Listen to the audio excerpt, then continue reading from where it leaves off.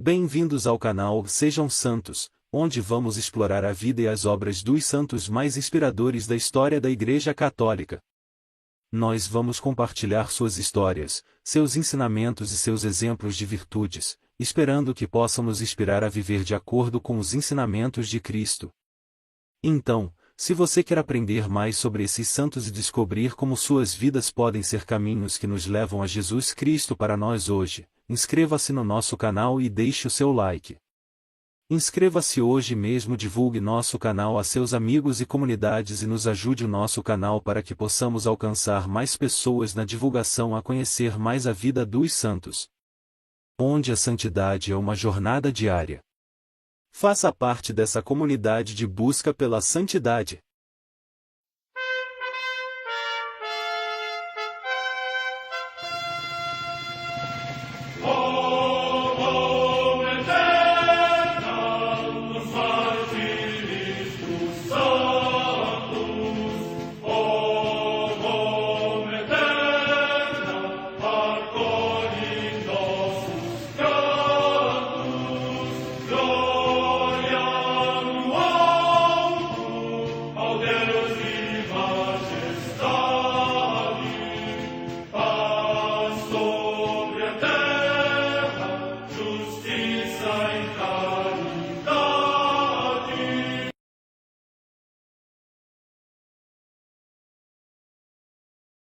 Ler a vida dos santos desperta em nós o desejo de seguir a Cristo.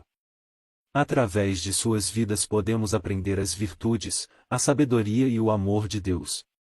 Cada santo nos oferece um modelo de vida a ser imitado, como diz São Paulo na carta aos Hebreus, capítulo 12, versículo 1. Estamos rodeados por uma nuvem de testemunhas. A Igreja foi fundada por nosso Senhor Jesus Cristo não apenas como uma instituição, mas uma autêntica família.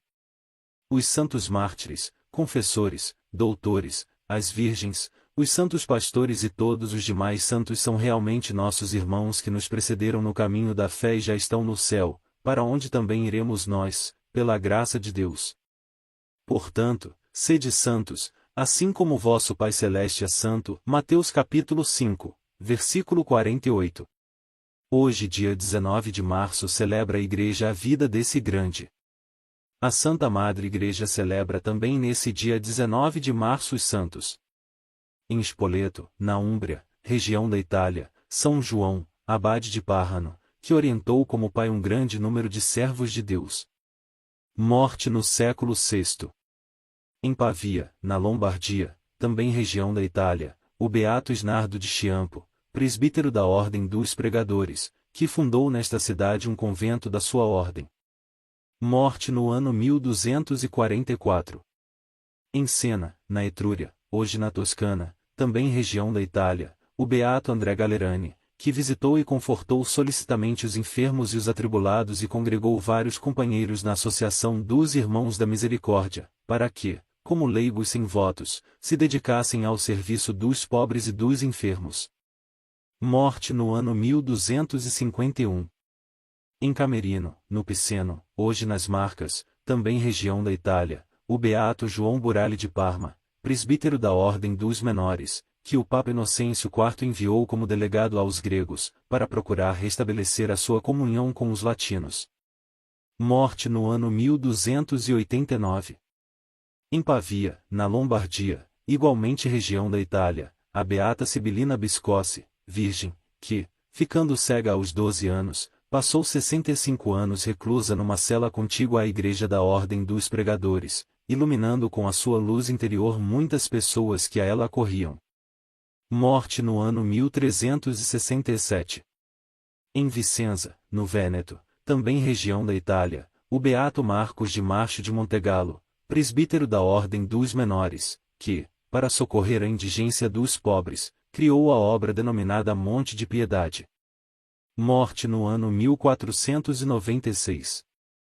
Em Monistrol de Montserrat, na localidade da província de Barcelona, na Espanha, o beato Félix José Trilla Lastra, religioso da Congregação dos Irmãos das Escolas Cristãs e mártir, que, durante a perseguição contra a Igreja, foi morto em ódio à religião.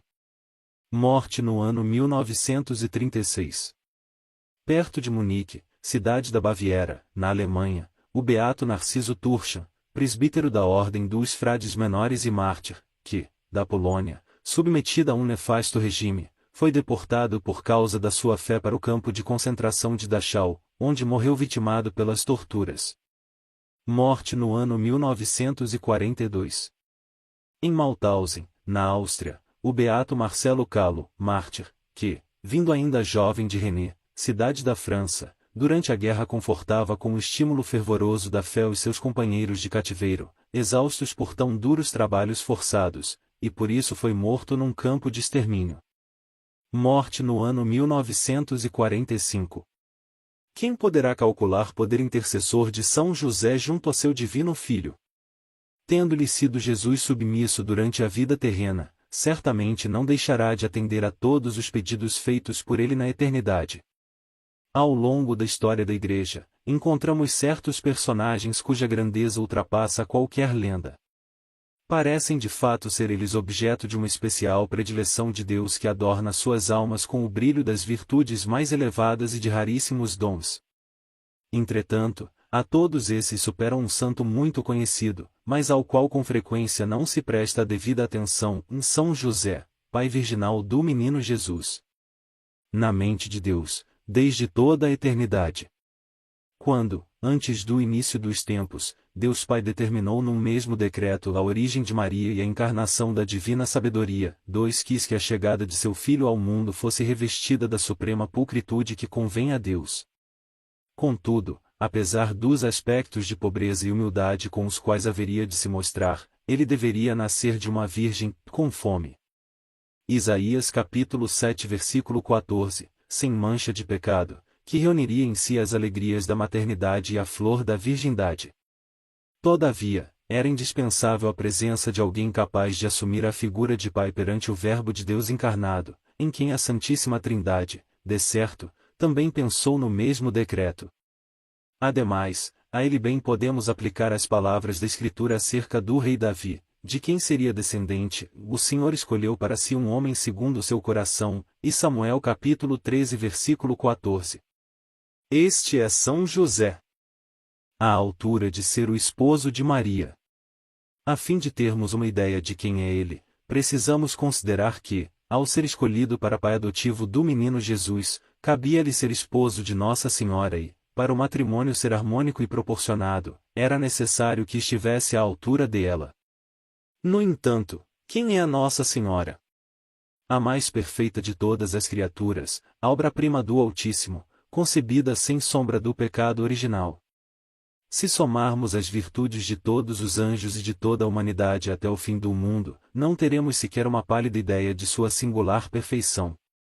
Assim, deveria possuir uma grandeza de alma ímpar e uma virtude excelsa o varão escolhido para ser o guardião de aquela que seria a filha do Pai Eterno, a mãe do Verbo encarnado e a esposa do Divino Espírito Santo. E se as relações do Espírito Santo com Nossa Senhora foram sublimes, também o foram as com São José, ainda que de modo diverso, pois ele, pelo seu consentimento à ação divina, permitiu que se realizasse a concepção virginal. O próprio Deus, portanto, deu-lhe o direito de mandar no menino Jesus. Assim devia observar para que a boa ordem das coisas reinasse na Sagrada Família. É difícil calcular o que isso supõe. O certo é que se trata do maior ato de confiança de Deus num homem, 3 afirma Monsenhor João. Hoje como ontem, em Ide a José. Encontramos no Antigo Testamento a história de José, filho do patriarca Jacó, ao qual o faraó mandava os egípcios se dirigirem, nos tempos da fome, dizendo-lhes, Ide a José.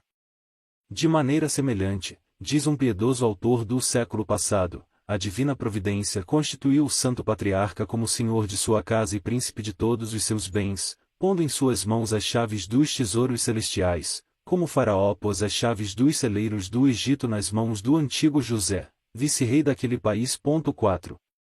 Dessa forma, conclui ele, com as mesmas palavras com as quais o mencionado faraó exortava seus vassalos a recorrerem a José em sua extrema penúria, recomenda-nos Deus, nosso Senhor, que nos dirijamos a nosso bendito santo, dizendo-nos a todos, Ide a José, que tem poder para remediar vossos males. 5. Operar-se-ão as maravilhas da graça. Quem poderá, pois, calcular o poder de São José, como intercessor junto a Maria Santíssima e a seu divino Filho?